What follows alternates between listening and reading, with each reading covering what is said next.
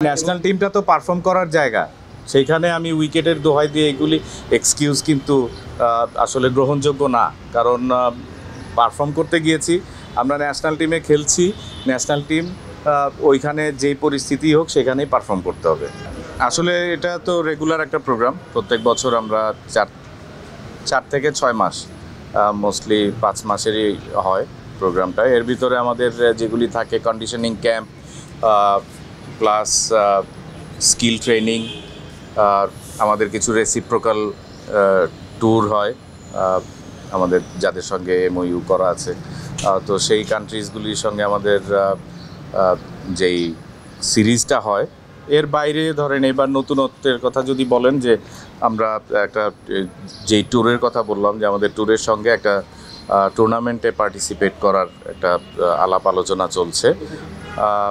এটা খুব সম্ভবত বাংলাদেশের একটা টিম থাকবে, পাকিস্তানের একটা টিম থাকবে, এবং অস্ট্রেলিয়ার যে বিগ ব্যাশের ফ্র্যাঞ্চাইজি টিম, ওদের 4-5টা টিম থাকবে। তো সেই টুর্নামেন্টটা অস্ট্রেলিয়াতে হবে, ডারউইনে। তো আমাদের সাথে প্রাথমিক কথা হয়েছে এবং আশা করছি আমরা সেই টুর্নামেন্টে পার্টিসিপেট করব। অ্যাট দ্য সেম টাইম ওখানে আমরা 2টা লঙ্গার ভার্সন, 4 দিনের ম্যাচ এবং 3টা ওয়ানডে ম্যাচও খেলার প্রস্তাব আছে। তো সেটার আলাপ আলোচনা চলছে। আর এর বাইরে আমাদের হেড কোচ আলাপ আলোচনা চলছে। আমরা বেস্ট পসিবল কোচ আনার চেষ্টা করছি আমাদের হাই পারফরমেন্সের জন্য। তার জন্য একটু সময় লাগছে, কারণ ওদের অ্যাভেলেবিলিটিটাও দেখতে হয়।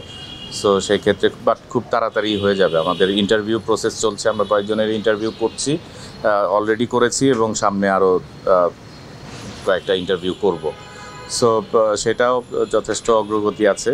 আর নতুনত্বের যদি কথা বলেন, আমাদের এইচপিটাকে আমরা মিন করি যে ন্যাশনাল টিমে ইন্টারন্যাশনাল লেভেলে সার্ভ করার আগে লাস্ট স্টেজ, বা এখান থেকেই যেন প্লেয়াররা সর্বোচ্চ প্রস্তুতিটা নিয়ে ন্যাশনাল টিমে যায়। এখন যদি ন্যাশনাল টিমের দিকে দেখেন, এরা বিভিন্ন সময় প্রায় 10-11 জন প্লেয়ার এই এইচপির প্রসেস হয়ে গিয়েছে। তো সেটা যেন বজায় থাকে ধারাবাহিকতা। এর জন্য বিভিন্ন ধরনের আমাদের মিডিয়া হ্যান্ডলিংয়ের জন্য আলাদা এখান থেকেই আমরা প্রস্তুতির জন্য এখানে ট্রেনিংয়ের একটা সেগমেন্ট থাকবে। আর একটা সেগমেন্ট থাকবে যে বিভিন্ন সময় প্লেয়াররা বিভিন্ন ক্রিকেট যারা নষ্ট করতে চায় তাদের ভিতরে জড়িয়ে যায়। আমরা অ্যান্টি করাপশন ইউনিটের যেই কাজগুলি, সেই ন্যাশনাল টিমে যাওয়ার পরে প্লেয়ারদেরকে ব্রিফ করা হয় এই সম্বন্ধে। কিন্তু আমরা এইচপিতেও সেই সেগমেন্টটা রেখেছি। স্পোকেন ইংলিশ বা লার্নিং ইংলিশ, এইটাও আমরা এখান থেকে করার চেষ্টা করব। আসলে ন্যাশনাল টিমে খেলতে গেলে যেই প্রতিবন্ধকতা বা যেই জিনিসগুলি প্রয়োজনীয়তা হয়, সেইগুলি আমরা খুঁজে খুঁজে সেইগুলিকে হাই পারফরমেন্সের এই প্রোগ্রামে রাখার চেষ্টা করছি। এইটা আসলে আমাদের আন্ডার 19-এর পরে যেই ন্যাশনাল টিম পর্যন্ত যেই জায়গাটা, ওইটাকেই আমরা বেছে নেই, যে আন্ডার 19 পার হয়ে এসে ন্যাশনাল টিমে যাওয়ার আগ পর্যন্ত। আর এখানে বয়সের একটা ব্যাপার আছে, যে ন্যাশনাল টিমের আশেপাশের প্লেয়ার আমরা অনেক সময় চাইলেও নিতে পারি না, কারণ আমরা চাই যে আন্ডার 20, 19 to 23 এই এজ লেভেলের ভিতরে থাকে। কারণ আমরা এমার্জিং কাপ বা এশিয়ান গেমস এই ধরনের টুর্নামেন্ট বা গেমসে অ্যাটেন্ড করতে গেলে বয়সের একটা ব্যাপার থাকে। আর পৃথিবীর বেশিরভাগ দেশই এই হাই পারফরমেন্সের জন্য এই এজ ফ্রেমটাকে বেছে নেয়, যার কারণে হয়তো ন্যাশনাল টিমের প্লেয়ারদের, আর যেই প্লেয়ারদের কথা বললেন ওরা 23 অনেক আগেই পার হয়ে গিয়েছে, ওদের জন্য আমাদের ক্রিকেট বোর্ডের টাইগার্স প্রোগ্রাম আছে, ওইখানে ওরা যেতে পারে। ডেফিনেটলি এখান থেকেই তারা অনেক পরিশোধিত হয়ে ক্রমান্বয়ে উপরের দিকে উঠবেন। যারা প্রথম বছর এসছেন তারা 1 বছরই হয়তো না, কারোর একাধিক বছর লাগতে পারে। সেক্ষেত্রে কিছু কোনো বিশেষ ছাড় হয়তো তখন আমাদের এইচপির সঙ্গে কথা বলে নিতে হবে, যদি কেউ সেভাবে মানে ইমিডিয়েটলি আরেকটার জায়গায় চলে যেতে না পারে। বাট সে যদি প্রতিশ্রুতিশীল হয়, প্রতিভাবান হয়, তার সঙ্গে যদি বয়স থাকে, তাহলে ডেফিনেটলি যেমন আমাদের রিশাদ যেমন এখানে ছিল বেশ কয়েক বছর। সো এখানে অনেকেই 3 থেকে 4 বছর পর্যন্ত এক্সপিরিয়েন্স নিয়ে কেউ টাইগার্সে চলে গেছে, কেউ ন্যাশনাল টিমেও চলে গেছে এখান থেকে সরাসরি এইচপির থেকে। তো আমাদের নজর থাকবে যে এই জায়গাটাতে আমাদের তো দুর্বলতা আছে। তারপরেও এখন দলের দুর্বলতা অনেক জায়গায়, ইয়ে must have observe the match কালকে। তো আসলে দল হিসাবে প্রত্যেকটা ডিপার্টমেন্ট যেন শক্তিশালী হয়, ব্যাটিং, বোলিং, ফিল্ডিং সব সেগমেন্টের উপরেই নজর দেওয়া হবে এবং আমরাও খুব কাছাকাছি থেকে অবজার্ভ করার চেষ্টা করব এবং আমাদের হান্নান সরকার ডেডিকেটেডলি কাজ করবেন এইচপিকে নিয়ে, সঙ্গে থাকবেন এবং আমরাও সময়ন্তে অ্যাসিস্ট করব এবং ঢাকার বাইরেও যাব তাদেরকে আরও নিবিড়ভাবে পর্যবেক্ষণ করার জন্য, অনুশীলন চালানোর সময়। যে কোনো হারেই কষ্টের ব্যাপার এবং এখানে একটা ওয়ার্ল্ড কাপের জন্য আমরা একটা প্রস্তুতির মধ্যে দিয়ে আমরা যাচ্ছি।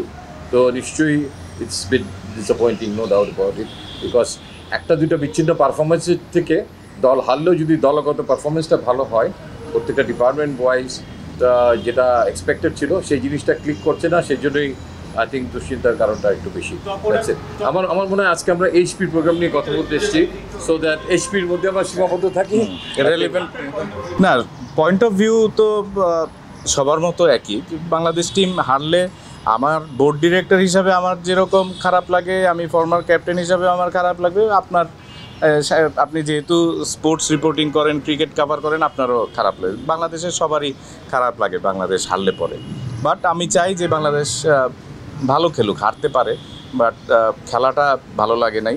আমাদের জেতার পর্যায়েই আমরা ছিলাম, তো এই জিনিসগুলি কভার করবে, কারণ মেইন অ্যাসাইনমেন্ট কিন্তু আমাদের ওয়ার্ল্ড কাপ, T20 ওয়ার্ল্ড কাপে যদি আমরা পারফর্ম করি তখন আবার এইসব আমরা ভুলে যাব। কাজেই সেইটাকে মাথায় রেখে আমি চাই যে এখন সমালোচনা করাটা টু আর্লি, যেহেতু আমাদের main assignment T20 world cup, সেটাতে যেন ভালো করে, তার জন্য আমরা পাশে থাকতে চাই।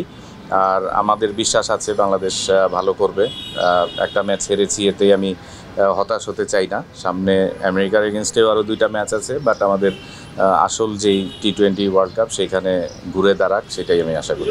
এইটা আসলে পিচ বানাই তো আসলে যদি বলতে হয় যে যদি কোনো রকম পিচ বানিয়ে থাকি, যদি স্লো উইকেট বানিয়ে থাকি, সেটাও কিন্তু টিমের চাওয়াতেই করা হয়।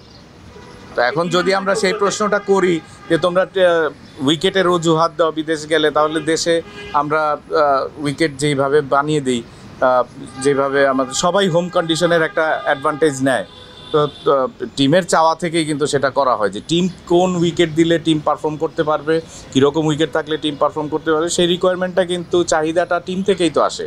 কাজেই এখন উইকেটের দোহাই দিলে তো আমরা সেটা মানতে পারি না। সেটাই, ন্যাশনাল টিমটা তো পারফর্ম করার জায়গা, সেইখানে আমি উইকেটের দোহাই দিয়ে এগুলি এক্সকিউজ কিন্তু আসলে গ্রহণযোগ্য না।